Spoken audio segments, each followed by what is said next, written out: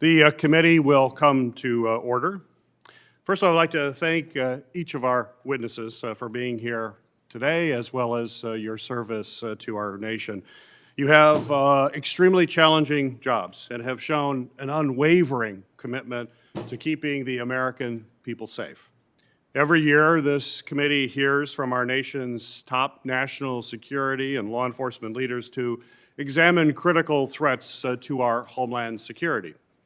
Our nation recently marked the 20th anniversary of the September 11th terrorist attacks, and from the fearless first responders who bravely ran into danger to save others, to families who were torn apart, we'll never forget the sacrifice and the sorrow of that tragic day.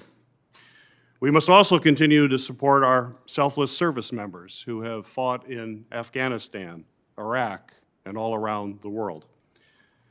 It was out of the ashes of 9/11 that the Department of Homeland Security was created with one primary mission: keeping Americans safe from all threats. In the 20 years since those horrific attacks, the threats to our nation's safety have become increasingly complex and widespread.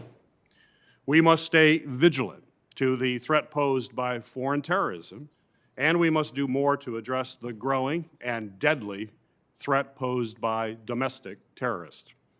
Our national security agencies have noted that domestic terrorism, driven by white supremacist and anti-government ideologies, pose the most lethal, violent threat to our nation's security. In recent years, we have seen the tragic and deadly consequences of this threat, including massacres at houses of worship and the shocking attack on the U.S. Capitol. We must do more to ensure that our counterterrorism resources are being used effectively to address this danger and prevent further violence.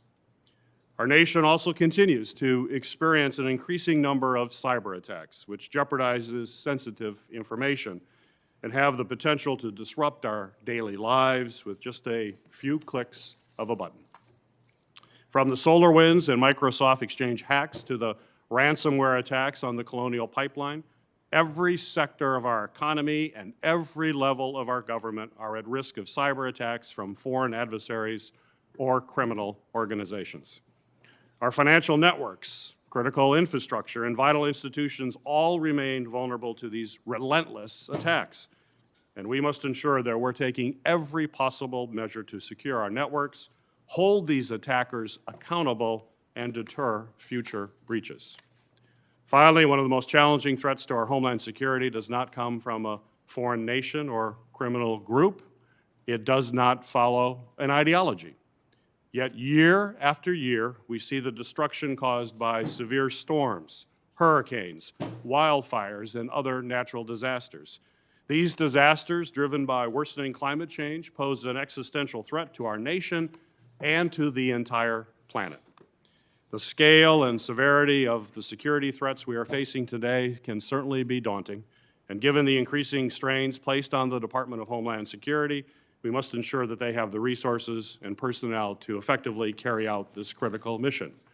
From securing our borders, including our southern border that is currently seeing an unprecedented number of migrants seeking safety and security in the United States, to responding to numerous natural disasters, and taking the lead role in vetting and resettling Afghan refugees, DHS is playing a vital role in many of the most urgent issues facing our nation.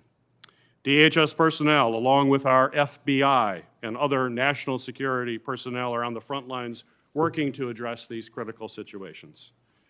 And while many of us will never know the names of the thousands of personnel working tirelessly behind the scenes at your agencies to protect our country, we are all counting on you, and I appreciate each of our witnesses for taking the time to join us today. I look forward to a comprehensive and insightful discussion of how we can best safeguard our nation.